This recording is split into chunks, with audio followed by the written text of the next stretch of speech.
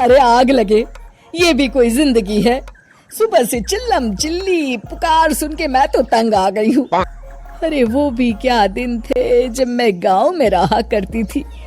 पहले बड़ी सुखी थी मैं। पहले मेरी जिंदगी क्या थी और अब क्या हो गई है। शहर में तो लोग भेड़ बकरी की तरह जीते हैं। जीने का असली मजा तो गांव में है। क्यों, क्या हुआ माँ जी? आज गांव की बहुत याद आ रही है आपको? अरे हाँ बहू, शहर का जीना भी कोई जीना है।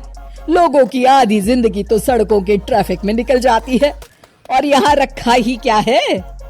एक बात कहूँ, दिल्ली शहर अब पहले जैसा नहीं रहा।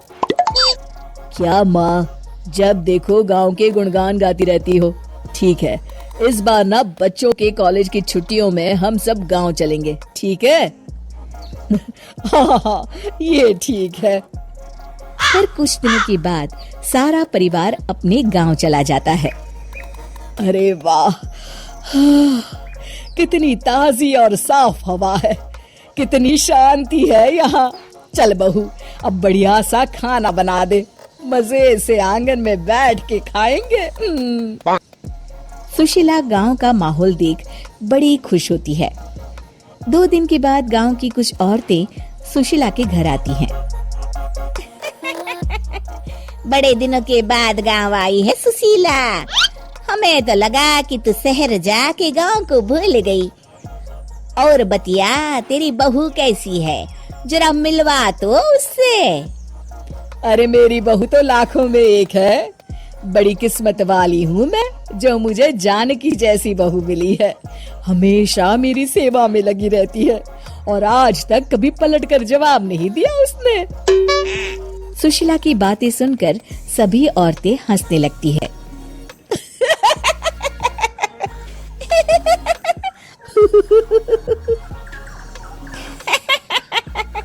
अरे कुछ भी बोले जा रही है। तबीयत तो ठीक है? तेरी बहू चांद से आई है क्या? क्यों बहनों, दुनिया की कोई भी बहू अच्छी होती है क्या? सब औरतें ममता की हाँ में हाँ मिलाती हैं। अरे मैं तो कहती हूँ दुनिया की हर बहू सास का खून चूसने वाली डायन होती है, डायन।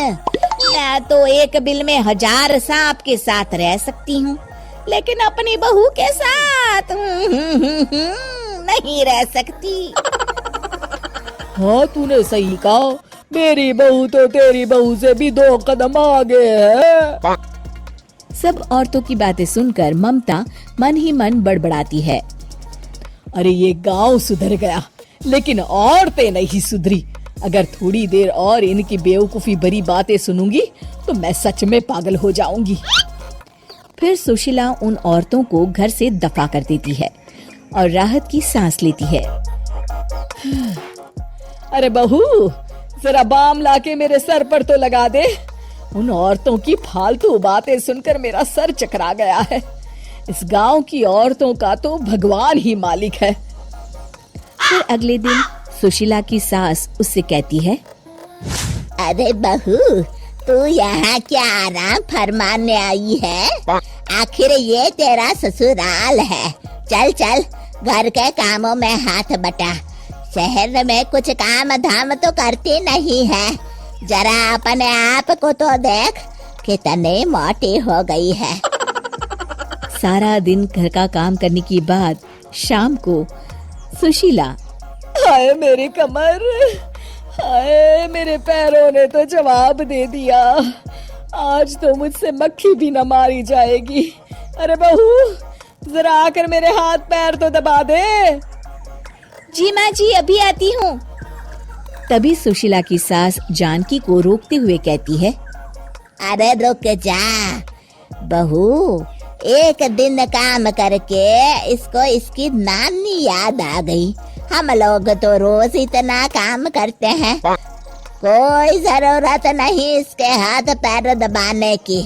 सुबह तक सब ठीक हो जाएगा। सुशीला अपनी सास की बातें सुनकर हैरान रह जाती है। इस तरह धीरे धीरे गांव आने के बाद सुशीला की परेशानी शुरू हो जाती है।